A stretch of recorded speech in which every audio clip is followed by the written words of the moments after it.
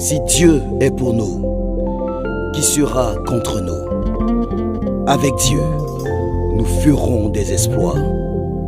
C'est lui qui écrasera nos ennemis. Penser que nous pouvons rester debout sans l'appui du Seigneur sera fatal dans notre marche. N'aie pas honte de dire « Père, je suis perdu sans toi ». N'aie pas honte de lui parler. Même si tu étais rebelle dans le passé et aujourd'hui tu es dans la confusion. Tout autour de toi est sombre. Tu ne vois plus rien. Lève les yeux. Il y a un grand Dieu qui est ton Père. Tu pensais rester debout par tes capacités, comme moi. Aujourd'hui, tu te retrouves au fond du gouffre. C'est dans le trou que j'ai réalisé l'amour véritable de mon Dieu.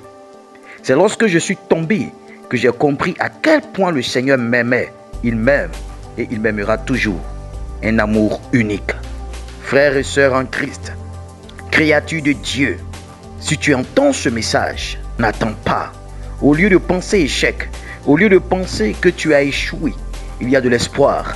Ton Père Céleste est là. Il ne te demande pas de lui rendre compte. Appelle et te fera sortir de ce trou et t'éclairera. Pense réussite, relève-toi. Tu vas rendre un grand témoignage. La lumière se manifeste maintenant et les ténèbres se dissipent dans ta vie au nom puissant de Jésus le Christ. Maintenant, pense à ton statut de fils du Très-Haut. Pense à ton statut de fille du Très-Haut. Waouh! Alléluia! Gloire à Dieu! Amen! Bienvenue à votre émission MGF. Terminons l'année avec notre thème. Que dois-je faire en cette fin d'année pour recevoir la protection et les bénédictions de Dieu?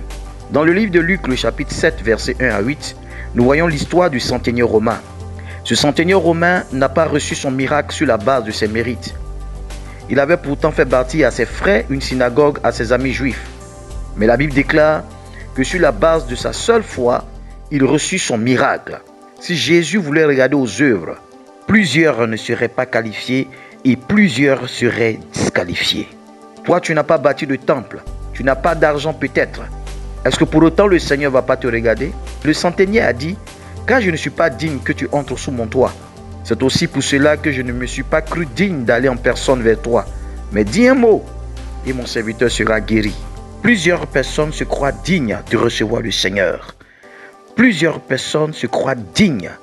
Elles ont un complexe de supériorité, allant jusqu'à juger le lieu où le Seigneur devrait partir. Elles vont jusqu'à juger d'autres qu'ils reçoivent le Seigneur.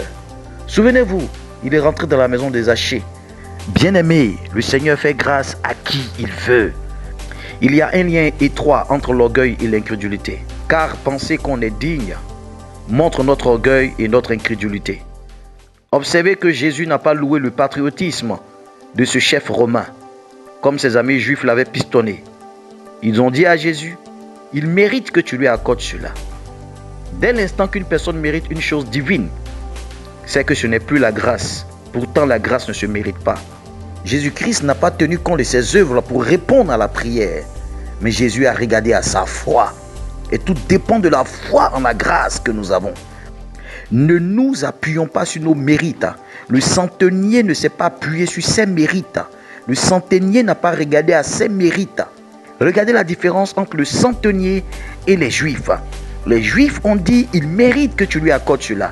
Le centenier romain dit, je ne suis pas digne que tu entres sous mon toit. Vous voyez, c'est sa foi que Jésus a saluée avec son humilité.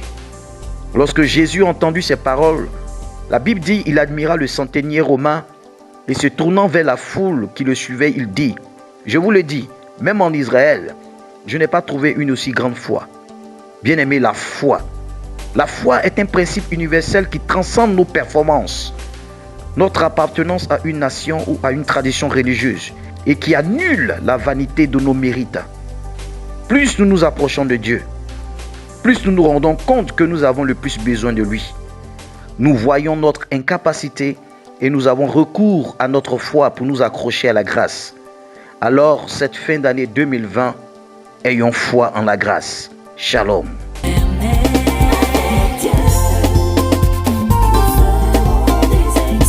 Les portes des nations me sont ouvertes.